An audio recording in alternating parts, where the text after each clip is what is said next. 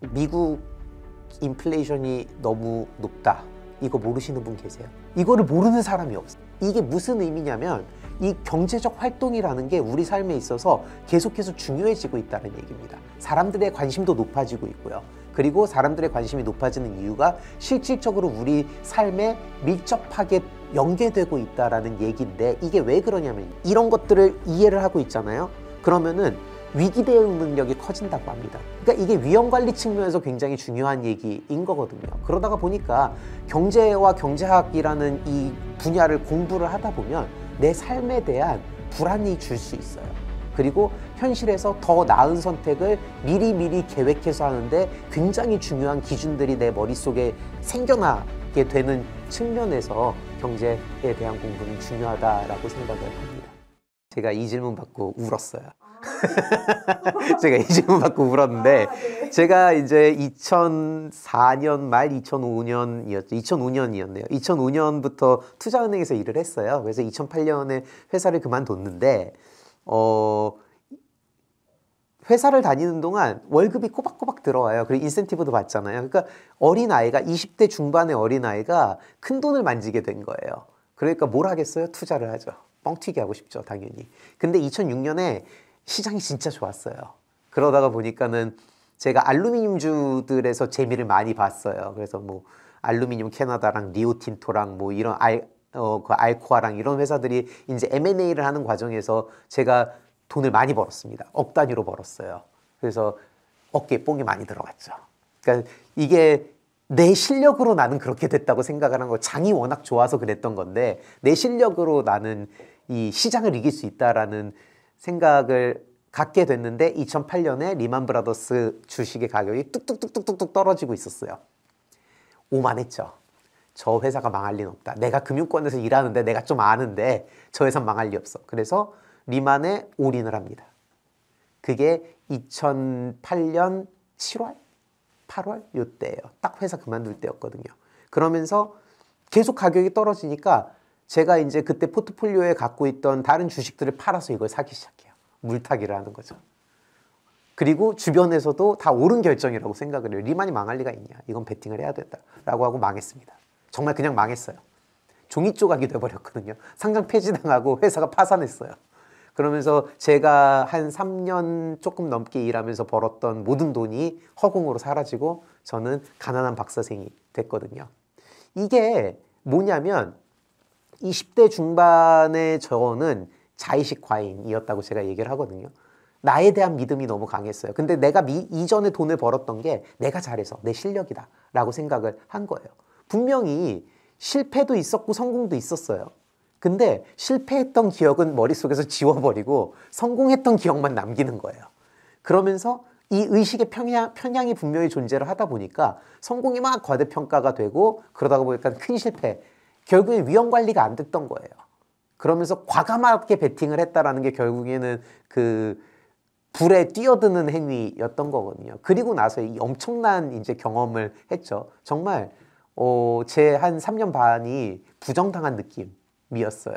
근데 그러면서 이제 저만의 투자 원칙이 생긴 거죠. 그게 뭐냐면 의식주에 손대지 말라는 게 하나예요. 그게 굉장히 전 중요하다고 생각을 하거든요. 자꾸 집 사지 말고 그 돈으로 투자하세요 라는 말들이 주변에서 들려요. 우리 학생들이 그런 말을 많이 하거든요. 교수님, 집 사지 말고 투자하래요. 왜냐하면 집은 비싸니까요 라고 하는데, 집 사지 않고 투자했다가 투자 실패하면 거리로 나앉아야 되거든요. 그럼 재기가 안 돼요. 그게 되게 중요한 포인트인 게, 투자를 해서 성공을 하면 너무 좋죠. 근데 솔직히 다 해봐서 아시겠지만 투자해서 성공하는 확률이 얼마나 돼요? 실패할 확률이 훨씬 높거든요. 그러면은 성공한 사람들만 살라는 거예요? 아니잖아요. 내가 살 집이 있으면 투자해서 돈을 잃어도 나는 거리로 나앉지 않고 재기할 수 있어요. 그러다 보니까 의식주에 손대지 말아라가 하나고요. 그리고 미래 커리어를 포기하지 말라는 것도 하나예요. 사람들은 주식을 투자하거나 코인을 투자하고 나면 회사 그만두고 전업 투자자가 되는 경우가 굉장히 많거든요. 저는 굉장히 반대예요. 왜냐하면 그랬다가 그 돈이 한 번에 날아가잖아요.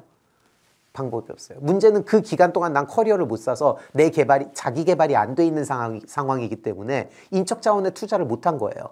그렇게 되면은 내 미래 소득이 줄는 거예요. 근데 기억하셔야 될 게, 내 손에 있는 자금들보다 내 인적 자원이 훨씬 가치가 크거든요. 이 인류 5천년 역사상 자기보다 내가 가진 돈의 이 가치가 더 높은 사람들은 정말 극소수예요. 대부분의 경우는 내가 가진 내 자원, 인적 자원이 가장 큰 자산인데 그 자산의 미래를 포기하면 안 되는 거예요. 투자를 해도 나에 대한 개발이나 나의 커리어에 대한 개발은 계속해서 해야지 그게 위험 관리입니다. 일이 잘못 틀어졌을 때 나는 먹고 살 수 있어요. 그래야 재기를 하죠. 그리고 마지막이 빚내서 투자하지 말아요. 빚은 내지 말자. 왜냐하면 내가 가진 돈을 날리면 내가 아직 어릴 때는요. 특히나 재기할 수 있어요. 근데 빚이 있잖아요. 내가 망할 때가 일반적으로 금리가 오를 때예요. 이게 되게 무서운 건 게 내가 망한 이유가 대부분은 거시경제적인 이유고요. 내가 성공한 이유도 대부분 거시경제적인 이유예요. 그래서 경제가 중요하다라는 말을 하는 게 굉장히 많은 사람들이 주변에서 돈을 벌었다고 할 때가 언제예요? 경제가 좋을 때예요. 굉장히 많은 사람들이 파산할 때가 언제예요? 경제가 나쁠 때예요. 이거는 내가 잘나서 내가 못나서가 아니거든요. 근데 내가 하필 망할 때 경제 상황이 안 좋아요. 그럼 빚을 냈잖아요. 금리가 올라요. 그러면 더 위험해지는 거예요.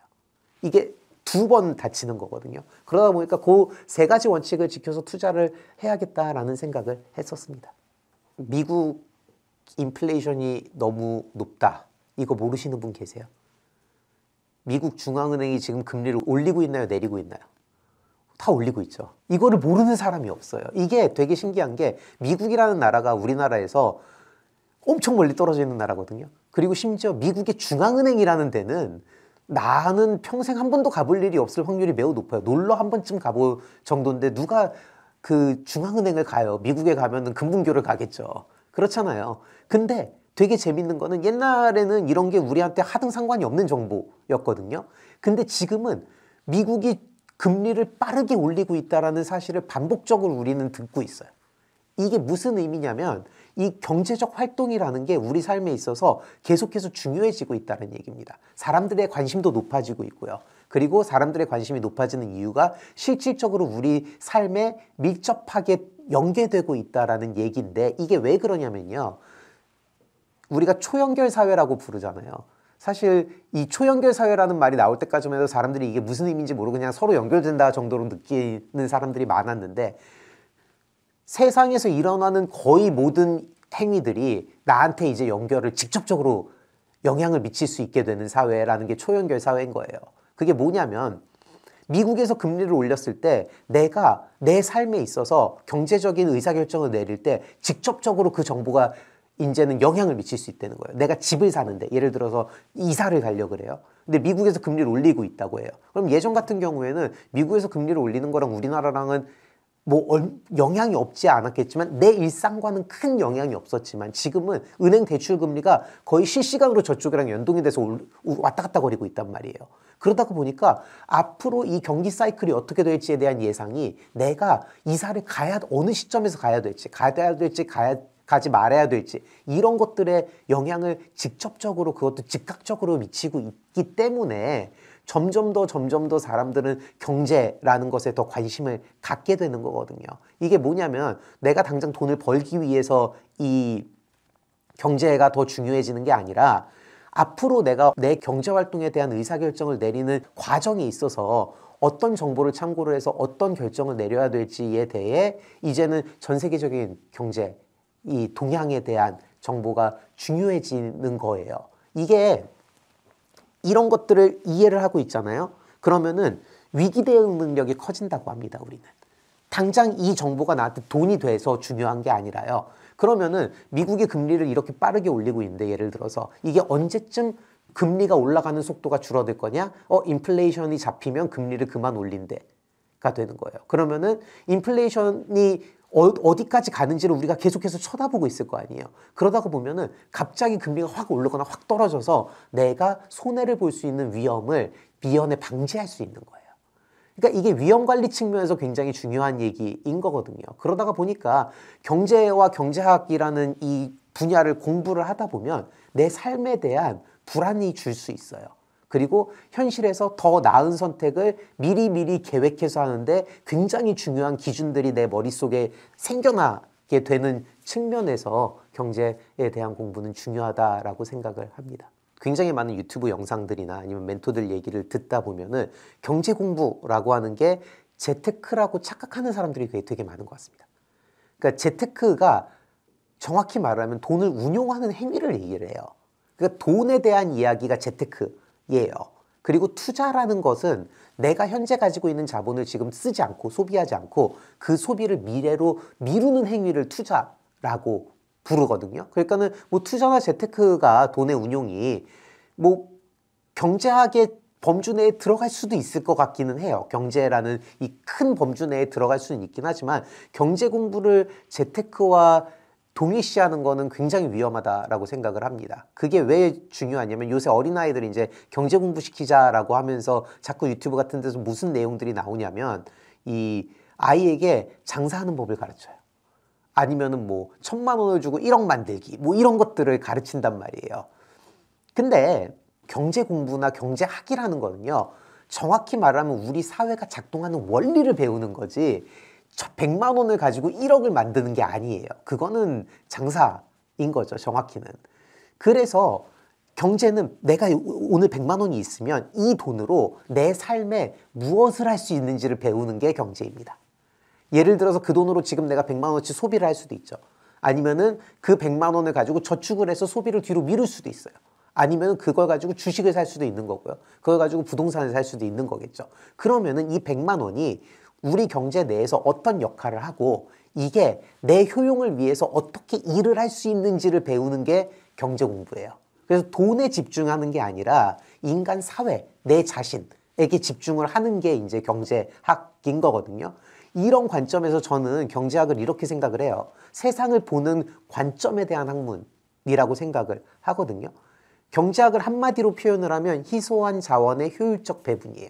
자원이 희소함을 배우는 게 하나, 이 희소한 자원을 어떻게 효율적으로 배분하느냐라는 게 하나예요. 그 과정에서 우리는 최적화라는 걸 하게 되는 거예요. 왜냐하면 자원은 희소한데 행복을 최대화시켜야 되니까 내 행복에 대한 최적화를 하는 과정인 거거든요. 그렇게 되는 과정에서 합리성과 효율성이라는 이 두 가지 축을 가지고 의사결정을 내리는 그 과정을 배우는 게 경제학인 겁니다. 그래서 비용 대비 효용의 극대화라는 명제 하에서 최적화된 의사결정을 내릴 수 있는 방법을 배우기 때문에 돈을 많이 번다. 아니면 뭐 주식을 찍어라. 뭐 아니면은 뭐 이런 내 눈앞에 있는 돈을 불리는 방식들보다는 세상을 바라보는 결정에 있어서 아직까지 이 경제학을 만들어 온 거의 한 300년 정도의 역사를 가지고 있는데 그 수많은 똑똑한 사람들이 발전시켜온 세상을 바라보는 그리고 의사결정을 내릴 수 있는 툴을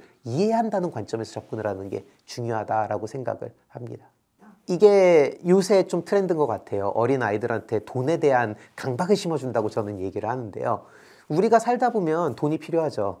그리고 행복한 삶을 위한 필요 조건이 돈이에요.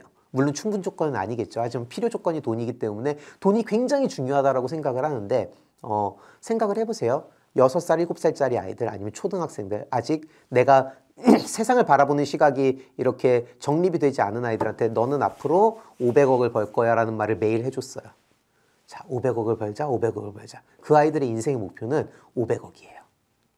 그 아이가 어떤 아이건 간에. 근데 경제적으로 봤을 때, 전 인구를 놓고 봤을 때 평생 500억을 버는 사람이 몇 명이나 될까요? 아마 한 1%도 안 될 거예요. 그러면 내 아이가 그 1% 내에 들어갈 확률과 들어가지 않을 확률을 따져봤을 때 안 들어갈 확률이 훨씬 높아요. 그렇잖아요. 들어가면 매우 좋겠죠. 안 들어갈 확률이 훨씬 높은데 그럼 걔는 뭘 해도 행복해질 수 없는 겁니다. 근데 500억을 안 번다고 인생이 행복해지지 말아야 할 이유는 어디에도 없거든요. 50억을 가지고도 잘 살 수 있어요. 이게 왜 중요하냐면 돈을 버는 목적을 이해시키는 게 전 먼저라고 생각을 해요. 어린아이들에게. 그러니까는 금융공부라고 했을 때 재테크에 집중하는 건 전 옳지 않다고 생각해요. 예를 들어서 아이가 있어요. 그럼 그 아이한테 야 내가 이제 1,000만 원 줄 테니까 너 이거 1억으로 불려봐 라고 10살짜리 아이한테 얘기를 하는 건 그 아이의 인생을 저는 망치는 길이라고 생각을 해요. 왜냐하면 그 아이는 어렸을 때부터 내 인생의 목표는 돈이야가 돼버리는 거예요. 아직 세상을 판단하지 못하는 이 상황에서 이 아이에게 기본을 가르치기보다는 돈을 가르쳤기 때문에 그런 거거든요. 우리가 정규 교육, 우리 대한민국 교육을 되게 모두가 싫어하잖아요, 사실. 그게 뭐냐면 주입식 교육이다, 너무 아이들한테 가혹하다 뭐 이런 얘기를 하는데 사실 특히나 전 초등학교 교육 과정을 보면 되게 잘 짜여져 있어요. 이 정규 교육 과정이 존재하는 이유가 아이들한테 공부를 잘하게 하기 위해 있는 게 아니라 어릴 때 기초 지식을 쌓아서 세상을 보는 시각을 준비시키는 단계로 최적화되어 있는 커리큘럼이거든요. 즉 인간이 인간다운 삶을 살게 하는데 가장 기초적인 이야기가 우리 초등학교 정규 교육 과정이라는 거예요. 돈 중요하죠. 근데 거기에 함몰돼 버리면 인생, 사람이 사람답게 살 수 있는 그 뭐라 그러나 더 중요한 요인들을 돈을 벌어야 한다는 강박으로 다 덮어버려서 아이를 더 힘들게 할 수도 있습니다. 즉 돈에 대해서 가르치는 목적성의 문제라고 저는 생각을 하거든요. 예를 들어 나는 내 아이를 장사를 시키거나 전업 투자자를 만드는 게 내 인생의 목표고 그 아이의 목표가 되었으면 좋겠다라고 하면 그게 맞아요. 지금처럼 하는 게 맞죠. 아이한테 1,000만 원 던져주고 너 이거 1억 만들어 와봐 하는 게 맞죠, 사실. 근데 그게 아니라 아이한테 세상에서 돈의 역할하고 부를 축적하는 과정에 대해서 가르치려는 게 목적이라면 그런 재테크를 가르치는 게 아니라 어릴 때는 경제에 대한 공부를 가르치는 게 맞다고 봅니다. 당연히 개인적인 관점에서 보면은 이 경제에 대한 공부가 뭘로 귀결이 될 수밖에 없냐면 소득, 소비, 저축, 투자 이런 데로 귀결이 될 수밖에 없어요. 그러면 미시거시적으로 봤을 때 이 아이의 생애 주기에 맞는 경제 계획의 중요성을 알려주는 데 초점을 맞춰야 된다고 저는 생각을 하거든요. 이게 뭐냐면 지금 멘토들 보면 뭐라고 얘기를 하면 30대에 200억 벌어서 은퇴하자. 파이어족이 되자. 뭐 파이어족이 된 누구는 막 이런 얘기를 되게 많이 하는데요. 내가 파이어족이 30대에 되려면요. 지금 한 번에 큰 돈을 벌어야 돼요. 지금 한 번에 큰 돈을 벌어야 되려면 베팅을 해야 돼요. 도박을 해야 되거든요. 결국에는. 실패하면 어떡할 거예요? 인생 그만둘 거예요? 자살할 거예요? 아니잖아요, 그게. 뭐냐면 내가 20대 때는 이러한 준비를 해야 되고 30대 때는 이러한 준비를 해서 내가 인생의 목표가 내 인생의 목표는 사람답게 사는 거라고 저는 생각을 하거든요. 그 사람답게 사는 거의 기준은 모두 다르겠죠. 그럴 때 경제 사이클에 맞춰서 내 인생에 있어 어떤 행동들하고 어떤 의사결정들을 내려야 되는지에 대한 전 생애 주기에서의 경제 계획을 짜는데 경제에 대한 교육에 초점을 맞춰야 된다고 생각을 하고요. 그런 의미에서 재테크나 투자가 아닌 경제를 공부시켜야 한다고 생각을 합니다.